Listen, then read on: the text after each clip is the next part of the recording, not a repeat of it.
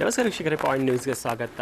ಏನು ಮುಖ್ಯಮಂತ್ರಿ ಸಿದ್ದರಾಮಯ್ಯ ಅವರು ತನ್ನ ಮುಖ್ಯಮಂತ್ರಿ ಸ್ಥಾನಕ್ಕೆ ರಾಜೀನಾಮೆ ಕೊಟ್ಟ ಬಳಿಕ ಮುಂದಿನ ಮುಖ್ಯಮಂತ್ರಿ ಯಾರು ಅಂತ ಇನ್ನೂ ಅವ್ರು ಹೇಳಿಲ್ಲ. ಈ ನಿಟ್ಟಿನಲ್ಲಿ ಏನು KPCC ಸ್ಥಾನ ಕೂಡ KPCC ಅಧ್ಯಕ್ಷ ಸ್ಥಾನ ಕೂಡ ಆಕಾಂಕ್ಷಿಗಳು ಆದರೆ ಅದರಲ್ಲಿ ಮುಖ್ಯವಾಗಿ ಸತೀಶ್ ಜಾರಕಿಹೊಳಿ ಅವರು ರೇಸ್ದಲ್ಲಿದ್ದಾರೆ. ಸತೀಶ್ ಜಾರಕಿಹೊಳಿ ಅವರು ನನಗೆ KPCC ಅಧ್ಯಕ್ಷ ಸ್ಥಾನ ಕೊಡಬೇಕಂತೂ ಬೇಡಿಕೆ ಕೂಡ ಹೈಕಮಾಂಡ್ನಲ್ಲಿ ಇಟ್ಟಿದ್ದಾರೆ. ಹೀಗಾಗಿ ಏನು ಹೈಕಮಾಂಡ್ನಿಂದ ಅವ್ರಿಗೆ ಏನು ಸಂದೇಶ ಕೂಡ ಬಂದಿದೆ, ನೀವು KPCC ಅಧ್ಯಕ್ಷ ಆಗಿ ಅಂತ ವೇಣುಗೋಪಾಲ್ ಅವರು ಒಂದು ಸಂದೇಶವನ್ನು ಹೊರಡಿಸಿದ್ದಾರೆ. ಆದರೆ ಸತೀಶ್ ಜಾರಕಿಹೊಳಿ ಅವರು ಒಂದು ಕಂಡೀಷನ್ ಇಟ್ಟಿದ್ದಾರೆ.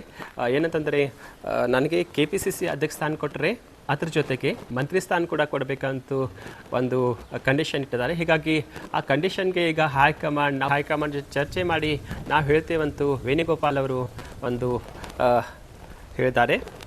ಸ್ಥಾನ ಜೊತೆಗೆ ಏನು ಮಂತ್ರಿ ಸ್ಥಾನ ಕೂಡ ಕೊಡಬೇಕು ಅಂತೂ ಪಟ್ಟನ್ನು ಹಿಡಿದಿದ್ದಾರೆ ಸತೀಶ್ ಜಾರಕಿಹೊಳಿ. ಈ ಎರಡು ಪೋಸ್ಟ್ ಕೊಟ್ಟರೆ ನಾನು ಒಂದು ಸಹಮತಿ ಇರುತ್ತೆ ಅಂತ ಒಂದು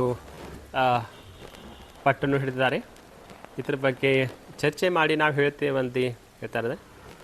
KPCC ಅಧ್ಯಕ್ಷ ಸ್ಥಾನದ ಒಂದು ರೇಸ್ನಲ್ಲಿ ಪ್ರಮುಖವಾಗಿ ಸತೀಶ್ ಜಾರಕಿಹೊಳಿ ಅವರು ರೇಸ್ನಲ್ಲಿದ್ದಾರೆ.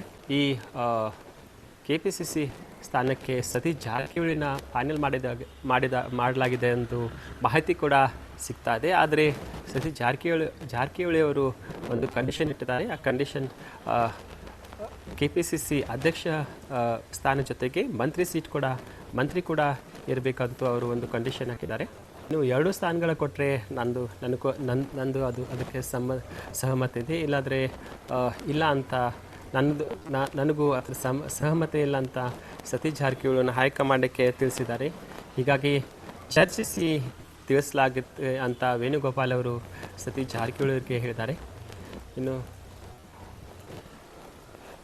ನಿನ್ನೆ ಮುಖ್ಯಮಂತ್ರಿ ಸಿದ್ದರಾಮಯ್ಯ ಅವರು ರಾಜ್ಯಪಾಲ ಭವನಕ್ಕೆ ಭೇಟಿ ಕೊಟ್ಟು ಅಲ್ಲಿ ರಾಜ್ಯಪಾಲ ಇರಲಿಲ್ಲ. ಸೊ ರಾಜ್ಯಪಾಲ ಭವನದ ಕಾರ್ಯದರ್ಶಿಗೆ ಅವರು ತನ್ನ ರಾಜೀನಾಮೆ ಪತ್ರವನ್ನು ಸಲ್ಲಿಸಿದ್ದಾರೆ. ಹಾಗೆ ರಾಜೀನಾಮೆ ಪತ್ರ ಸಲ್ಲಿಸಿದಂಥ ಬಳಿಕ ರಾತ್ರಿಯೇ ಅವರೇ ಮತ್ತೆ ದಿಲ್ಲಿಗೆ ಪ್ರಯಾಣ ಮಾಡಿದ್ದಾರೆ. ಸೊ ದಿಲ್ಲಿಯಲ್ಲಿ ಕ್ಲೈಮೇಟ್ ಸರಿ ಇರಲಿಲ್ಲ. ಹೀಗಾಗಿ ಆ ದಿಲ್ಲಿ ಹೋಗೋ ಒಂದು ವಿಮಾನ ಜೈಪುರ್ಗೆ ಅಲ್ಲಿ ಲ್ಯಾಂಡ್ ಆಗಿದೆ. ಹೀಗಾಗಿ ಮಳೆ ಜಾಸ್ತಿ ಇದ್ದ ಕಾರಣ ಅಲ್ಲಿ ದಿಲ್ಲಿಗೆ ಅದು ವಿಮಾನ ಇದೆ ಅಲ್ಲಿ ಲ್ಯಾಂಡ್ ಆಗಿಲ್ಲ. ಹೀಗಾಗಿ ಜೈಪುರದಲ್ಲಿ ಆ ವಿಮಾನ ಲ್ಯಾಂಡ್ ಆಗಿದೆ. ಬಹುಶಃ ಇವತ್ತು ಸಿದ್ದರಾಮಯ್ಯ ಅವರು ದಿಲ್ಲಿಗೆ ಹೋಗ್ಬೋದು. ಮತ್ತೊಂದೆಂದರೆ ಅವ್ರ ಜೊತೆ DK ಶಿವಕುಮಾರ್ ಕೂಡ ದಿಲ್ಲಿಗೆ ನಿನ್ನೆ ಸಾಯಂಕಾಲ ಹೋಗಿದ್ದಾರೆ. ಅವರು ಕೂಡ ದಿಲ್ಲಿಗೆ ಒಂದು ಹೈಕಮಾಂಡ್ಗೆ ಭೇಟಿಯಾಗಲು ಹೋಗಿದ್ದಾರೆ. ಸಿದ್ದರಾಮಯ್ಯ ಅವರ ರಾಜೀನಾಮೆ ನೀಡಿದ ಬಳಿಕ ದೆಹಲಿಗೆ ಹೋಗಿದ್ದಾರೆ. ಅವ್ರ ಜೊತೆಗೆ ಅವ್ರ ಪುತ್ರ ಕೂಡ ಹೋಗಿದ್ದಾರೆ. ಆ ಬಳಿಕ DK ಶಿವಕುಮಾರ್ ಕೂಡ ದಿಲ್ಲಿಗೆ ಪ್ರಯಾಣ ಹೊರಡಿಸಿದ್ದಾರೆ. ಹೊಸ ಸರ್ಕಾರದ ಜೊತೆಗೆ ಏನೊಂದು ಮಾಡಬೇಕನ್ನೋ ಚರ್ಚೆ ಮಾಡಲು ಈಗ ದೆಹಲಿಯಲ್ಲಿ ಚರ್ಚೆ ಆರಂಭವಾಗಿದೆ. ಹೈಕಮಾಂಡ್ ಕೂಡ ಈ ಸುತ್ತಿನೆಲ್ಲ ಮಾತುಕತೆ ಮಾಡಲಾಗ್ತಾ ಇದೆ. ಮುಂದೆ ಯಾವ ಪ್ರಕಾರ ಸರ್ಕಾರ ರಚನೆ ಮಾಡಬೇಕು, ಯಾರನ್ನು ಈ ಸಚಿವ ಸಂಪುಟದಲ್ಲಿ ತಗೋಬೇಕು ಹಾಗೂ ಸಿದ್ಧತೆ ಮಾಡಬೇಕು, ಸೂಚನೆ ಕೊಡಬೇಕಂತೂ ಅಧಿಕೃತವಾಗಿ ಈ ಸಭೆಯಲ್ಲಿ ಸೂಚನೆ ಮಾಡಲಾಗಿದೆ.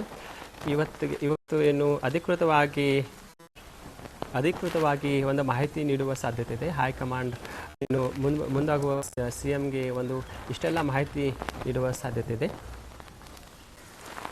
ಸೊ ದಿಲ್ಲಿಯಲ್ಲಿ ಏನಂತಂದರೆ ದಿಲ್ಲಿಯಲ್ಲಿ CM ಸಿದ್ದರಾಮಯ್ಯ ಹಾಗೂ DK ಶಿವಕುಮಾರ್ ಇವರು ಸೋನಿಯಾ ಗಾಂಧಿ ಅವರ ನಿವಾಸದಲ್ಲಿ ಈ ಮುಂದಿನೆಲ್ಲ ಚಟುವಟಿಕೆ ಬಗ್ಗೆ ಚರ್ಚೆ ಮಾಡಲಿದ್ದಾರೆ ಎಂದು ಕೂಡ ಒಂದು ಮಾಹಿತಿ ಉಪಲಬ್ಧ ಆಗ್ತಾ ಇದೆ. ಹಾಗೆ ಖರ್ಗೆ ಜೊತೆ ಕೂಡ ಮಾತುಕತೆ ಮಾಡ್ತಾರೆಂದು ಮಾಹಿತಿ ಕೂಡ ಬಂದಿದೆ.